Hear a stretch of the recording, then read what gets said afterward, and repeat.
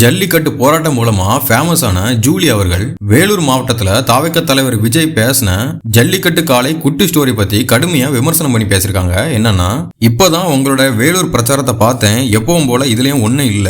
ஜல்லிக்கட்டு காளை பத்தி ஒரு குட்டி ஸ்டோரி சொல்லிருந்தீங்க, அதை பார்த்துட்டு என்னால பேசாம இருக்க முடியல. நீங்க போற போக்குல ஜல்லிக்கட்டு காளை ஒண்ணு நின்னுச்சு, அதுக்கு புல்லுக்கட்டை காமிச்சு ஒரு குழந்தை கொண்டு ஓரமா விட்டுச்சு அப்படின்னு ஏதாவது சொல்லிட்டு போயிடுவீங்க. உங்க கட்சியில இருக்கிற பாதி பேரு மைனர் ஆளுங்க. நானும் புல்லுக்கட்டை காட்டுறேன்னு சொல்லி போய் ஏதாவது ஒண்ணு ஆயிடுச்சுன்னா என்னன்னே பண்றது, 50-50ஆவே இருக்க விடுங்க, 500 ஆக்கிடாதீங்க அப்படின்னு விமர்சனம் பண்ணி பேசிருக்காங்க. இப்படி பேசின இந்த அம்மா கள்ளக்குறிச்சியில மக்கள் சாராயம் குடித்து இறந்தாங்க, அப்ப எங்க போனாங்க? சென்னை விமான கண்காட்சியில 5 பேர் உயிரிழந்தாங்க, அப்ப எங்க போனாங்க? துணை முதல்வர் உதயநிதி ஸ்டாலின் வந்த திருமண விழாவுக்கு மின்சாரம் தாக்கி 2 பேர் உயிரிழந்தாங்க, அப்ப எங்க போனாங்க? இப்போ தலைவர் விஜயை பத்தி விமர்சனம் பேசின இந்த அம்மா தான் ஜல்லிக்கட்டு மூலமா தான் ஃபேமஸ் ஆனாங்க.